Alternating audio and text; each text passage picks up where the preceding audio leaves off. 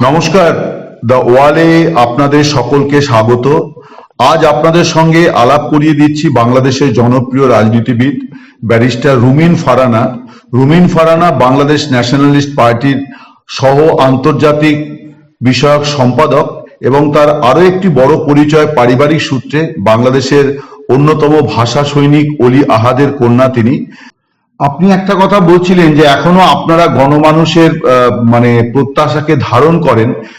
আপনার বিভিন্ন সময় কথা থেকে মনে হচ্ছে যে বিএনপির ভবিষ্যৎ নিয়ে বোধহয় আপনার মধ্যে খানিকটা সংশয় উৎকণ্ঠা আছে। সেটা কেন? সেটা কি কারণ? বাংলাদেশের রাজনীতি পাল্টে গেছে। বাংলাদেশের যেই লেজুর বৃত্তির রাজনীতি, যেই মানে দেশটা আমার বাপের রাজনীতি, এইখান থেকে বাংলাদেশ বেরিয়ে গেছে। বাংলাদেশের নতুন প্রজন্ম কিন্তু এই মানে ব্যক্তি পূজার রাজনীতি এবং লেজুর বৃত্তির রাজনীতি, তেলবাজির রাজনীতি, যে কোনো মূল্যে ক্ষমতায় যাওয়া থাকার রাজনীতি এবং ক্ষমতায় যেতে এবং থাকতে গিয়ে দেশটার 12টা বাজানোর রাজনীতি, এই জায়গাটা পরিবর্তন চাইছে এবং খুব শক্তভাবে চাইছে। এই নতুন স্পিরিটটা ধারণ করা, নতুন রাজনীতির সঙ্গে খাপ খাওয়ানো সার্টেনলি পুরনো ধারার রাজনৈতিক দলগুলোর জন্য একটি চ্যালেঞ্জ তো বটেই, এবং এই চ্যালেঞ্জ পুরনো রাজনৈতিক দলগুলো কতটা ভালোভাবে হ্যান্ডেল করতে পারবে তার উপরেই আসলে এই রাজনৈতিক দলগুলোর ভবিষ্যৎ নির্ভর করে। সো আমি শুধু বিএনপি বলে না, বাংলাদেশে গত 50 বছরে যে রাজনৈতিক দলগুলো ক্রিয়াশীল ছিল তাদের সকলের ভবিষ্যৎ নিয়েই আসলে নতুন করে চিন্তা ভাবনার বিষয় এসছে, এবং যেই দল সবচেয়ে ভালো অ্যাকোমোডেট করতে পারবে, মানুষের চাওয়ার সঙ্গে রেজোনেট করতে পারবে, সেই দলগুলোই টিকে যাবে। বিএনপি এবং আওয়ামী লীগ দুই দলকে এখন যেটা দেখা যাচ্ছে, বিশেষ করে বৈষম্য বিরোধী ছাত্র আন্দোলনের নেতৃত্ব তারা প্রায় এক ব্র্যাকেটেই রাখছে, এবং এখানেও একটি বিষয় আসছে, সেটা হচ্ছে যে পরিবার কেন্দ্রিক মানে নেতৃত্ব, হাসিনা পরিবার বা শেখ পরিবার, এখানে জিয়া পরিবার। তো এই ব্যাপারটা আপনি কি বলবেন যে এখানেও তাহলে একটা সংস্কারের প্রশ্ন আছে, মানে রাজনৈতিক দলগুলোর ক্ষেত্রেও তো একটা সংস্কারের বিষয় আছে? আমি যেটা মনে করি, উপমহাদেশে পরিবার খুব শক্ত ভূমিকা পালন করে। এটি কেবল বাংলাদেশ নয়, আমার পাশের দেশ ভারতেও কংগ্রেস কিন্তু পরিবারের ধারাই বহন করছে। আবার পাকিস্তানেও আমরা দেখতে পাচ্ছি ভুট্টো পরিবার এবং পারিবারিক রাজনীতির যে ধারা, সেটা পাকিস্তানেও আছে। তো উপমহাদেশে পরিবার একটি ভূমিকা রাখে রাজনীতিতে, অস্বীকারের কোনো উপায় নেই।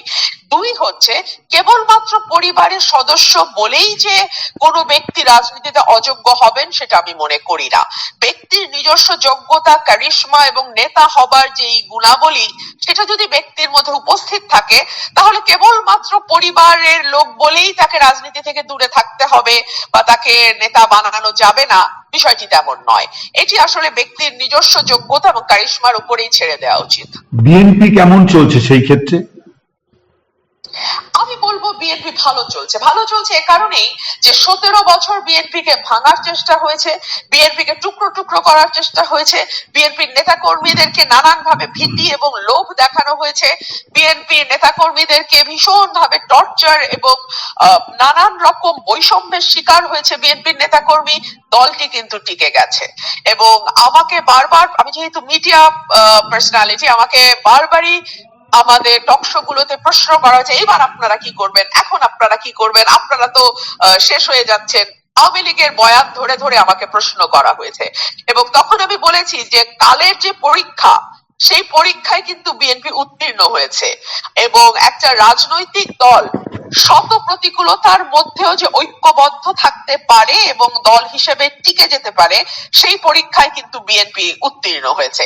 এবং এর পরের যে পরীক্ষা, সেটা হচ্ছে নতুন রাজনীতি মোকাবেলার পরীক্ষা, যেটা আমি আপনাকে একটু আগেই বলছিলাম, সেটা হচ্ছে বিএনপির দ্বিতীয় পরীক্ষা। সেটাতে এখন বিএনপি কেমন করে সেটা সময় বলবে। আপনাদের নতুন প্রতিদ্বন্দ্বী সম্ভবত খুব শিগগিরই ময়দানে অবতীর্ণ হবে, সেটা হচ্ছে যে জনশক্তি দল, যেটা শোনা যাচ্ছে যে বৈষম্য বিরোধী ছাত্র নেতৃত্বের যে মানে জাতীয় নাগরিক কমিটি, তারা সংগঠন তৈরি করেছে এবং তারা একটি রাজনৈতিক দল গড়তে চলেছে, যেটাকে বাংলাদেশের রাজনীতিতে কিংস পার্টি বলা হয়। এবং তারা বলছে যে বাংলাদেশের রাজনীতিতে প্রথম কিংস পার্টি হচ্ছে বিএনপি, যেটা জেনারেল জিয়া তৈরি করেছিলেন যখন তিনি প্রেসিডেন্ট হয়েছিলেন। তো এই নতুন প্রতিপক্ষ, তাদের সম্পর্কে আপনাদের কি অবস্থান? আমি মনে করি বাংলাদেশের যে কোনো নাগরিকের দল করবার অধিকার আছে, তবে সেই দলটি যদি ক্ষমতার অন্যায্য সুবিধার মধ্যে গড়ে ওঠে তাহলে সেই ব্যাপারে তো মানুষ প্রশ্ন তুলবেই। এবং এই প্রশ্নটি আসলে সাধারণ মানুষেরও, যে আপনারা একই সঙ্গে সরকারেও আছেন, একই সঙ্গে আপনারা দলও গঠন করছেন এবং একই সঙ্গে আপনারা সরকারি নানান সুযোগ সুবিধাও নিচ্ছেন। এই প্রশ্নগুলোর জবাব তাদেরকেই মানুষের কাছে পরিষ্কার করতে হবে। আরেকটি রাজনৈতিক দলের এখানে আসলে মানে এটা মানুষের হাতে ছেড়ে দেওয়াটাই ভালো। আচ্ছা, মানে আপনি বলছেন যে কিন্তু ওরা যে বিষয়টি, ওরা যে ন্যারেটিভটি সাজাচ্ছে সেটাতে কিন্তু ওরা বলছে যে একটি স্বৈরতান্ত্রিক ব্যবস্থা বা স্বৈরতান্ত্রিক সরকার তাকে বিদায় করে আরেকটি একই সরকার যারা লুটতরাজ করার মানে অতীত রয়েছে তাদেরকে আনাটা, আটকানোটাও তাদের কাছে সমান পরিমাণে চ্যালেঞ্জ। অর্থাৎ তারা বিএনপিকেও কিন্তু আওয়ামী লীগের সঙ্গে, খালেদা জিয়াকেও কিন্তু শেখ হাসিনার সঙ্গে একই বন্ধনীতে রাখার কথা বলছে, তাদের কথাবার্তা থেকে স্থায়ী মানে প্রতীয়মান হচ্ছে। তো এই বিষয়টাকে আপনারা কিভাবে দেখছেন এবং কিভাবে এটাকে মোকাবিলা করবেন, মানে আপনাদের যুক্তিটা কি, কাউন্টার বক্তব্যটা কি? আমি ব্যক্তিগতভাবে মনে করি শেখ হাসিনার সঙ্গে খালেদা জিয়াকে তুলনা করাটা খুবই হাস্যকর। হাস্যকর এ কারণেই যে শেখ হাসিনা ক্ষমতায় থাকবার জন্য একটার পর একটা ইলেকশন ম্যানিপুলেট করেছে, শেখ হাসিনা ক্ষমতায় থাকবার জন্য প্রতিষ্ঠানগুলোকে ধ্বংস করেছে, শেখ হাসিনা প্রথম সুযোগেই নিজের দলের কথা একবারও চিন্তা না করে দেশ থেকে পালিয়ে গেছে। On the other hand Begum Khaleda Zia বাংলাদেশে একটি গণতান্ত্রিক ধারা, 90 উত্তর একটি গণতান্ত্রিক ধারা প্রতিষ্ঠা করেছে। বেগম খালেদা জিয়া মিথ্যা মামলায় কারাগারে গেছে, দেশ থেকে উনি যাওয়ার কথা চিন্তাও করেন নাই। এবং খালেদা জিয়া আজকে যে তার শারীরিক অবস্থা, তার জন্য শেখ হাসিনার বর্বর নির্যাতন দায়ী। তাকে সলিটারি কনফাইনমেন্টে রাখা হয়েছে, চিকিৎসার সুযোগ দেয়া হয়নি, কিন্তু তারপরেও কিন্তু দেশনেত্রী বেগম খালেদা জিয়া দেশ থেকে যান নাই। এবং তার বিরুদ্ধে বা তার পরিবারের বিরুদ্ধে 1 টাকা দুর্নীতিও 17 বছর অক্লান্ত পরিশ্রমের পরেও আওয়ামী লীগ কিন্তু দুর্নীতি দেখাতে পারে নাই। মিথ্যা মামলা দিয়েছে, জেল খাটিয়েছে, কিন্তু প্রমাণ করতে পারে নাই।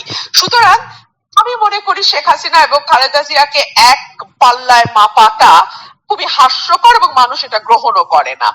আর 2 হচ্ছে আপনি যেটি বলছিলেন ফ্যাসিবাদী ব্যবস্থার বিলোপ, এই বিলোপটা যদি বাংলাদেশে করা যায়, এবং সেটা তো আসলে একদিনে সম্ভব নয়, একটা ব্যবস্থা গড়ে উঠেছে 50 বছরে, এটাকে আসলে আপনি কি করে 50 দিনে বা ধরেন 5 মাসে আপনি সেটাকে সরাবেন, এটা সম্ভব নয়। তবে ডেফিনেটলি এই আওয়াজটা যেহেতু উঠেছে, আমি বিশ্বাস করি এই আওয়াজটা যদি আপনি একেবারে তৃণমূল পর্যন্ত নিয়ে যেতে পারেন এবং মানুষের মধ্যে সেই সচেতনতাটা আনতে পারেন যে তারা বাংলাদেশের নাগরিক, নাগরিক হিসাবে তারা মর্যাদার অধিকারী, এবং বাংলাদেশের রাজনীতি কি ধরনের হবে, কেমন ব্যক্তিরা সেই রাজনীতি করবে, কেমন নেতা দ্বারা তারা আসলে পরিচালিত হতে চায়, শাসিত বলছি না, পরিচালিত হতে চায়, সেই বোধ যদি তাদের মধ্যে আপনি জাগ্রত করতে পারেন, অটোমেটিক্যালি পরিবর্তন অবশ্যম্ভাবী।